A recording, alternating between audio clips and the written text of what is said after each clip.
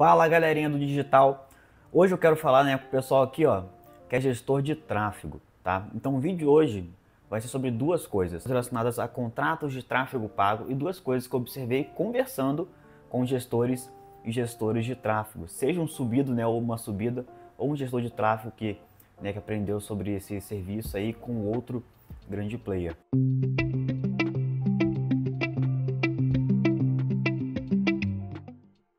Primeiro, definição dos serviços dentro do contrato e segundo, multa por atraso no pagamento, tá? Dois pontos específicos e dois pontos que depois de conversar com dezenas de gestores, então semana passada eu estou fazendo esse vídeo aqui em 26 de agosto de 2023, então semana passada teve o evento do Subido ao Vivo que eu compareci lá para conhecer o pessoal e conversando com o pessoal que eu conheci no Subido ao Vivo e de ter acesso aos contratos dos gestores, gestoras, subido normal ou subido pro, subido pro. Então eu tive contato com esses contratos e a gente conseguiu ler e eu consegui mapear dois problemas, tá? Tinham, mas os dois principais problemas que eu encontrei muito era o seguinte. Problema número 1, tá?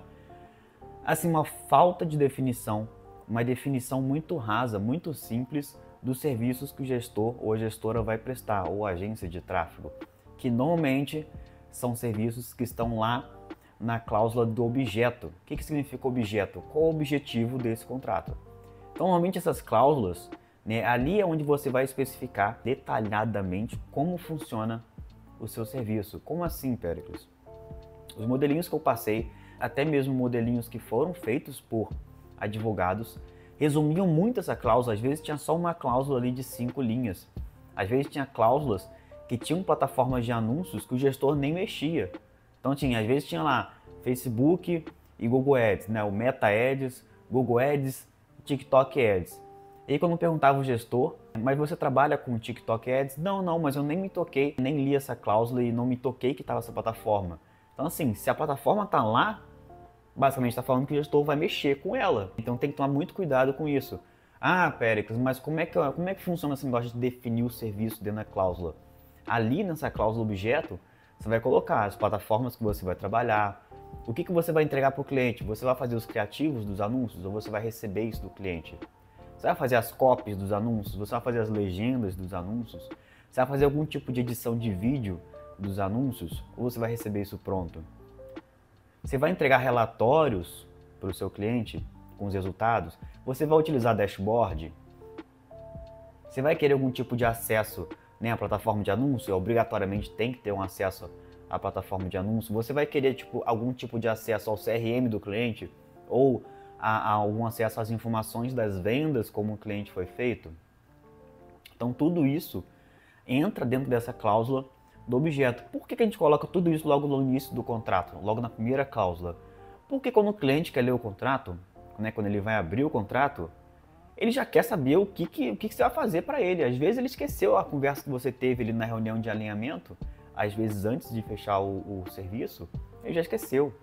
Então quando ele lê o contrato, ele vê uma coisa muito resumida, ele já começa a colocar seu serviço às vezes para baixo.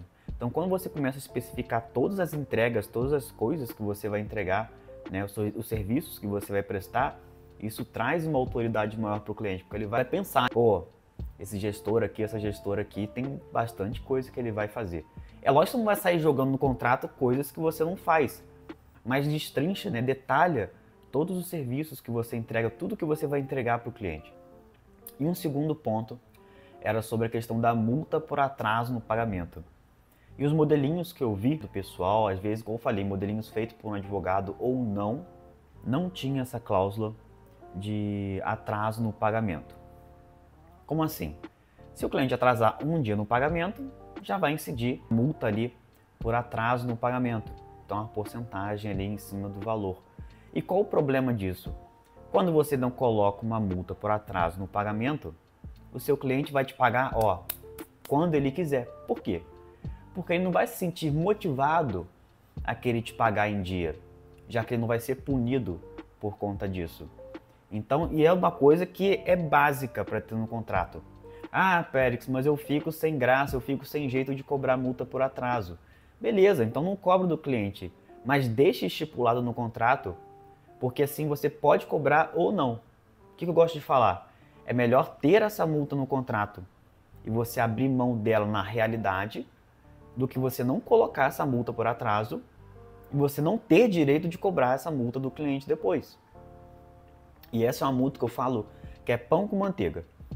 Porque se não tiver essa multa, se o cliente não ler essa multa, ele não vai se sentir motivado a te pagar em dia. E também a questão de outra multa, que é a multa na rescisão. Então, normalmente eu via multas de rescisão baixinhas, ali de 2%, se o cliente quisesse romper o contrato, 2% é nada, entendeu? Às vezes eu encontrava cláusulas que tinham ali que o cliente apenas precisa avisar o gestor se quiser romper o contrato. E aí quando eu conversava com o gestor ou com a gestora, ele falava de novo, mas eu fico sem jeito, se o cliente quiser romper o contrato, ele pode romper o contrato, não tem nenhum tipo de multa. Não, beleza. Mas coloca a multa lá e abre mão dela depois. Porque se seu contrato, de novo, se seu contrato não tem a multa estipulada, você não pode cobrar ela depois do cliente. Mas minhas rescisões são bem tranquilas. Beleza, mas vai chegar uma hora que você vai encontrar um cliente mais chato, né? Um cliente que vai te dar dor de cabeça e você às vezes vai querer romper o contrato, ou um cliente que vai querer romper um contrato do nada. E é nessas horas que a multa vai entrar para poder te ajudar ou pelo menos te ressarcir de algum problema, algum prejuízo que você tiver ou dor de cabeça que você tiver com esse cliente. Então, se vocês curtiram, né, esse vídeo, eu fiquei um tempinho sem fazer vídeo, eu estava muito correndo para lá e para cá, né, mas eu vou voltar a produzir alguns vídeos para o pessoal de tráfego, ou às vezes o pessoal de social media. Tem muitos gestores, né, que também prestam serviço de social media. Então, se esse vídeo fez sentido para vocês, tá, vocês largam um like aí para mim, solta o like aí, tá, ou comenta se tiver alguma dúvida relacionada a esse tema que a gente conversou sobre hoje, ou algum outro tipo de tema, alguma outra dúvida jurídica, tá?